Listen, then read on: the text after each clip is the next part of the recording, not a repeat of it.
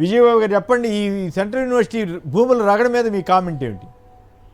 చాలా ఇది దారుణం అండి. అంటే ఒకటి, ఇక్కడ విద్యార్థుల ఉద్యమాలని మొదలైన కాంగ్రెస్ ప్రభుత్వం రేవంత్ రెడ్డి గారిని పరిపాలించమని చెప్పని అవకాశం ఇస్తే, ఒకవైపు అక్కడ కూడా మధ్యతరగతి వీళ్ళకి సంబంధించినటువంటి వాళ్ళు ఇళ్ళన్నీ కూడా కూలగొట్టడం అనే దాంతో ఆ వ్యతిరేకత మొదలైంది.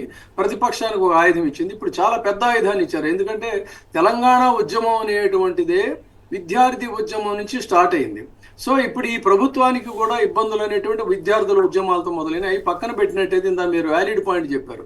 ఆ భూముల్లో జీవ వైవిధ్యం ఉందని చెప్పని యావత్ ప్రపంచం అంతా కూడా ఎకాలజీకి గురించి ఆందోళన చెందుతా ఉంటే, ఎక్కడ ఎకాలజీ ఉన్నా కూడా కాపాడాలని చెప్తా ఉంటే, ఆ భూముల్లో 400 ఎకరాల మీద పర్యావరణవేత్తలండి, విద్యార్థుల గురించి రాజకీయాల గురించి వదిలేద్దాం, పర్యావరణవేత్తలు ఏం చెప్తున్నారంటే అత్యద్భుతమైనటువంటి భూమి అది. అక్కడ ఆక్సిజన్ హబ్గా హెచ్సియు ఉంది. ఈ ఆక్సిజన్ హబ్లో దాదాపు కుందేళ్లు, నెమళ్ళు, జింకలు, ఇలా రకరకాల వన్యప్రాణులన్నీ కూడా అక్కడ ఉన్నాయి. తర్వాత ఆ పచ్చదనము, తర్వాత నేచురల్, మనకు తెలుసు కదా హైదరాబాద్లో సహజ సిద్ధంగా ఏర్పాటైనటువంటి ఆ రాళ్ళు అవన్నీ కూడా, వీటన్నిటికీ కూడా ఒక రోల్ మోడల్గా అద్భుతమైనటువంటి ఇదిగా ఉన్నటువంటి ఆ ప్రాంతాన్ని కాంక్రీట్ జంగిల్గా మార్చడం అనేటువంటిది ఏ పర్యావరణవేత్తలు కానీ అభిమానులు కానీ ఎవరు కూడా సహించరండి. ఇది ఖచ్చితంగా దీన్ని నిరసించాల్సినటువంటి అవసరం ఉంది. తర్వాత వాళ్ళు చెప్పారు ఏమని, 40,000 ఎకరాలు అమ్ముకుంటున్నారు కదా, 400 ఎకరాలు అమ్మేంటిది. సో రిజిస్ట్రార్ గారు కూడా చెప్తున్నారు మేము అసలు దానికి ఎప్పుడు కూడా అంగీకరించలేదని. సరే, లెట్ ఇట్ బి అండి, పాత వ్యవహారం ఏదైనా కానీ ఈ రోజైనా సరే మీరు ప్రభుత్వం ఒక కన్సర్న్ ఉన్నటువంటి దీని కింద ఆ 400 ఎకరాలు వదిలేసేయండి, కాపాడండి దాన్ని. ఒక యూనివర్సిటీగానే కాదు కదా, ఒక ఎకలాజికల్ రోల్, ఒక ఎగ్జాంపుల్గా ఉన్నటువంటి ప్రాంతం అది. అందుకని క్యాంపస్ నడిబొడ్డులో ప్రభుత్వ భూములు కట్టి అదంతా అడవులు నరికేసేసి వన్యప్రాణులు తరిమేసేసి ఆక్సిజన్ అంతా కూడా నాశనం చేసి అక్కడ కాంక్రీట్ జంగల్ కట్టడం అంటే ఎవడు యాక్సెప్ట్ చేస్తాడు చెప్పండి? అందుకని డెఫినెట్ గా ఈ దుర్మార్గాన్ని నిరసించాలి, ఖండించాలి ముక్త కంఠంతో. ఇది విద్యార్థి ఉద్యమానికి సంబంధించినటువంటి వ్యవహారంగా చూడడానికి వీలేదు. పర్యావరణ సమతౌల్యాన్ని దెబ్బతీసేటువంటి పర్యావరణవేత్తలకి మద్దతుగా మాట్లాడారు విజయబాబు గారు. విష్ణు గారు మీరేమంటారు? క్లుప్తంగా మీరు కూడా చెప్పండి సార్. ఇప్పుడు ఐఎంజీ భారత్ అనేది 2004కు ముందు రాజశేఖర రెడ్డి గారు ముఖ్యమంత్రి కాకముందు అది తెలుగుదేశం ప్రభుత్వానికి సంబంధించినటువంటి ఒక పెద్ద స్కామ్. అది దాన్ని పదే ఆ రోజు ఉన్నటువంటి రాజశేఖర రెడ్డి గారు పదే ప్రస్తావించి పదే ప్రజల్లోకి తీసుకెళ్లి అసెంబ్లీలో మాట్లాడి బయట మాట్లాడి తన ప్రభుత్వం వచ్చిన తర్వాత దాన్ని రద్దు చేసి దాన్ని రాష్ట్ర ప్రభుత్వానికి ఉండే విధంగా చేశారు.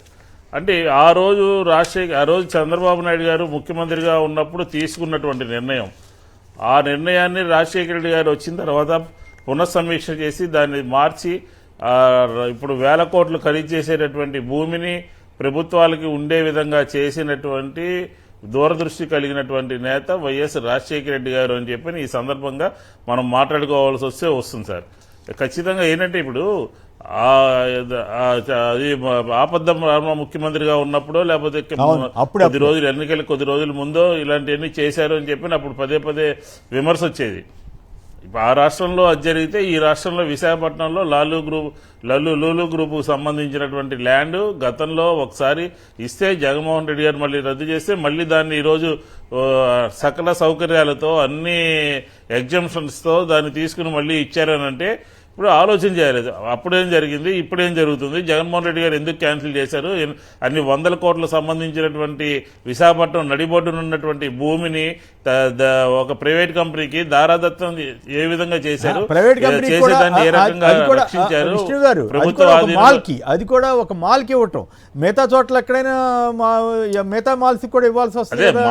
అదే ఒక మాల్కి, సినిమా చూడటానికి, రెస్టారెంట్లకి, ఇలాంటి ప్రజలకు ఉపయోగం లేనటువంటి, ప్రజలకి సంబంధం లేనటువంటి వ్యాపార దృక్పథంలో నడిచేటటువంటి ఉద్యోగ అవకాశాలు కల్పించలేనటువంటి ఒక పెద్ద దానికి ఒక స్కామ్ లాగా ఇది జరిగింది అని అంటే దాని మీద ఈరోజు ఇప్పుడు అన్ని పత్రికలు గతంలో భూములకు సంబంధించి మంత్రులు ఉన్నారు, వాళ్ళు ఉన్నారు, వీళ్ళు ఉన్నారు అని చెప్పని రాస్తున్నారు.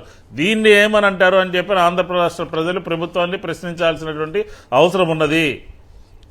రిజిస్ట్రేషన్కి సౌకర్యం కల్పించటం, లేకపోతే ఎగ్జామ్షన్స్ ఇవ్వటం, లేకపోతే పర్మిషన్స్ ఇవ్వటం ఎందుకని మా ప్రభుత్వం, మా పార్టీ నిన్నగాక మొన్న విశాఖపట్నంలో ప్రెస్ మీట్ పెట్టి క్వశ్చన్ చేసినప్పటికీ కూడా ఇంకా ఎగ్జామ్షన్స్ ఇచ్చారు అని అంటే మీ బంధం ఏంటి అనేది ప్రజలందరూ, ఆంధ్రప్రదేశ్ ప్రజలందరూ అడుగుతున్నారు. మా ప్రభుత్వం ఏ రోజైనా ఇలాంటి కార్యక్రమం చేసిందా? అప్పుడు భూమి విషయానికి సంబంధించినటువంటి కార్యక్రమాలు చేశాం, ఎస్ఐండి సంబంధించినటువంటి హక్కులు వాళ్ళకి తిరిగి ఇచ్చే విధంగా చేశాం. 22A ఉన్నటువంటి జగన్మోహన్ రెడ్డి గారు భూమి మీద భూ సంస్కరణలు, స్వాతంత్రం వచ్చిన తర్వాత భూ సంస్కరణలు ద్వారా ప్రజలందరికీ ఆంధ్రప్రదేశ్లో మేలు చేసినటువంటి ప్రభుత్వం ఏదైనా అది వైఎస్ జగన్మోహన్ రెడ్డి గారి ప్రభుత్వం. కాబట్టి భూమిని రక్షించాలనే ఉద్దేశం అటు రాజశేఖర రెడ్డి గారికి, ఇటు జగన్మోహన్ రెడ్డి గారికి ఇద్దరికీ ఉన్నట్టుగా మనం తెలంగాణలో ఉన్నటువంటి ఐఎంజీ భారత్ కానీ, లేకపోతే విశాఖపట్నంలో ఈరోజు జరుగుతున్నటువంటి లూలు గ్రూపుకు సంబంధించినటువంటి కేటాయింపులు కానీ రెండింటినీ పరిశీలిస్తే ప్రభుత్వంలో ఉన్నప్పుడు ఎంత బాధ్యతగా ఇద్దరు ఉన్నారో అనేది మనకు స్పష్టంగా అర్థమవుతుంది. రైట్. లులు మాల్ ఇష్యూ కూడా మీరు మాట్లాడేశారు. లులు మాల్కు వల్ల 2,000 కోట్ల రూపాయల విలువైన స్థలం గోల్మాల్ అంటూ కథనాన్ని ఇచ్చారు. విశాఖ నడిబొడ్డున అత్యంత విలువైన 13.43 ఎకరాల భూమి దారాదత్తం. టెండర్ ఆసక్తి వ్యక్తీకరణ ప్రతిపాదన నోటిఫికేషన్ లేకుండానే కేటాయింపు. బహిరంగ మార్కెట్లో ఎకరం 150 కోట్లకు పైగానే. షాపింగ్ మాల్, మల్టీప్లెక్స్ నిర్మాణానికి సిద్ధం. లులు చైర్మన్ లేఖ రాయగానే భూమిని ఇచ్చేసిన బాబు సర్కార్. అడ్డగోలు కేటాయింపు, పారదర్శక పాత్ర. ఇవి కాకుండా లులుకు 170 కోట్ల మేర ప్రత్యేక రాయితీలు. రాష్ట్ర చరిత్రలోనే అతిపెద్ద స్కామ్ అంటున్న పారిశ్రామిక వర్గాలు. ఒకవైపు ఏమో విశాఖలో అక్కడ ప్రభుత్వ భవనాలు కడితేనేమో అదంతా ఎవరితో జగన్ గారు ప్యాలెస్ అని ప్రచారం చేశారు. ఇప్పుడు అమరావతిలో మంత్రులు, నేను ఎక్కడ చూశాను, మంత్రులకి బంగ్లాలు కడుతున్నారంట. మరి ఎన్ని ప్యాలెస్లు కడుతున్నారో ఏంటో అవి చూస్తే ఆశ్చర్యం వేస్తుంది. అవేమో ప్యాలెస్లు కాదంట, ఇప్పుడేమో లులుకి ఇచ్చేది ప్యాలెస్ కాదంట. మరి ఇంకోవైపు ఏమో ప్రపంచ పెట్టుబడుల గమ్యస్థానంగా విశాఖ అంటూ భువనేశ్వర్ గారు కూడా అటెండ్ అయ్యారు ఈ లోకేష్ గారితో పాటు. మరి ఇది ఒక ఇంట్రెస్టింగ్గానే ఉంది. బట్ విశాఖ కాకుండా అన్ని అమరావతిలో పెట్టమని అంటున్నారు. ఇది హోటల్ మాత్రం అక్కడికి వస్తే ఇంకేముంది, ప్రపంచ పెట్టుబడుల గమ్యస్థానం అని కథలు ప్రచారం చేసుకుంటున్నారు. సో ఈ లులు వ్యవహారం కానీ దీని మీద మీరేమంటారు సంక్షిప్తంగా విజయబాబు గారు? ఇప్పుడు చంద్రబాబు నాయుడు గారి పరిపాలన అంటేనే సగటు ప్రజల సంక్షేమంతో సంబంధం లేదు, పూర్తిగా రియల్ ఎస్టేట్ వ్యాపారం. రియల్ ఎస్టేట్ వ్యాపారం ఉన్న 5 సంవత్సరాల్లో కోటాను కోట్ల రూపాయలు ఏదో రకంగా ఎంతసేపు కన్స్ట్రక్షన్స్, ల్యాండ్ అలాట్మెంట్స్, పర్సంటేజీలు, వాళ్ళు అడగకుండానే పర్సంటేజీలు పెంచేయటాలు, ఇదే పరిపాలన తప్ప ఆయనకు ఇంకొక ధ్యాస అనేటువంటిది ఉండదు. అందుకని ఇప్పుడు ఆ ఇష్యూకి కూడా మూల కారణం ఇందాక చెప్పినట్టుగా ఆ ఎంజీ భారత్ ఈయనేమో చాలా ఉదారంగా ఇచ్చేస్తాడు భూములు మన అయిన వాళ్ళందరికీ కూడా. దాన్ని రాజశేఖర రెడ్డి గారు వచ్చి క్యాన్సిల్ చేశారు. క్యాన్సిల్ చేసిన తర్వాత నుంచే ఈ ఇష్యూ అనేది మొదలైంది. ఇక్కడ ఈ లులు వ్యవహారం కూడా అంతే.